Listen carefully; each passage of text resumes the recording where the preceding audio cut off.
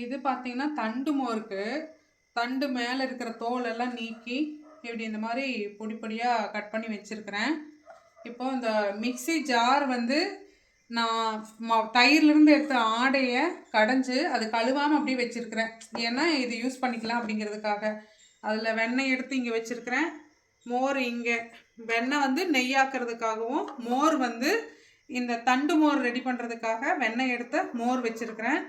இதை first mixie ஜாரில் சேர்த்திக்கிறோம். இந்த சுத்தம் பண்ணியிருக்கிற தண்டு எப்போவுமே மோர் கூட போட்டு அடித்தோம் அப்படின்னா அதில் இருக்கிற சக்கை எல்லாத்தையும் எடுக்கும்போது அதில் இருக்கிற மோரில் இருக்கிற ஒரு சில இதுவும் வீணாக போயிடும். அதனால எப்போவுமே ஃபஸ்ட்டு தண்டை அடித்து அதோட சாறை எடுத்துட்டு அதுக்கப்புறம் தான் நம்ம இது பண்ணணும். இதில் கொஞ்சம் தண்ணி சேர்த்திக்கலாம். தண்ணி சேர்த்தி இதிலிருந்து சாறு எடுப்போம். அது காமிக்கிறேன் எப்படின்ட்டு. இன்னுமே கொஞ்சம் தண்ணி சேர்த்து நல்லா அடிச்சுட்டு ஜூஸ் வடிகட்டியில் வச்சு வடிச்சுக்கலாங்க. இந்த பிளேடு பார்த்தீங்கன்னா கொஞ்சம் பார்த்துக்கோங்க, மிக்சிக்கு ஹெவி லோட் ஆயிரும்.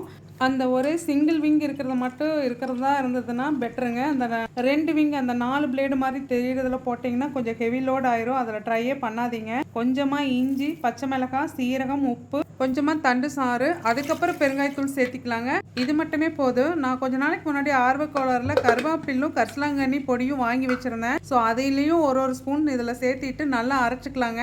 இதையும் வடிகட்டுவாங்க. ஆனால் எங்களுக்கு அப்படியே இருந்துச்சுனாலும் ஒன்றும் பிரச்சனை இல்லைங்கிறதுனால அந்த மீதி இருக்கிற அந்த தண்டு சாறையும் சேர்த்து நல்லா அரைச்சிட்டு கொஞ்சமாக மோர் விட்டு அதையும் அரைச்சிட்டு மீதி இருக்கிற மோர் எல்லாத்தையும் ஒன்றா போட்டு 2 தடவை ஆற்றணும் அப்படின்னா நல்லா கலங்கிடும். அதுக்கப்புறம் எங்களுக்கு அந்த பெரிய டம்ளரில் குடித்தாதான் ஒரு திருப்தி. அதில் அப்படி எடுத்துட்டேங்க. இப்படி தான் நாங்கள் மசாலா தண்டு மோர் ரெடி பண்ணுவோம். இதுக்கு நல்ல வெயிட் லாஸும் ஆகுங்க. இது யூஸ்ஃபுல்லாக இருக்கணும்னு நம்புகிறேன். தேங்க்யூ.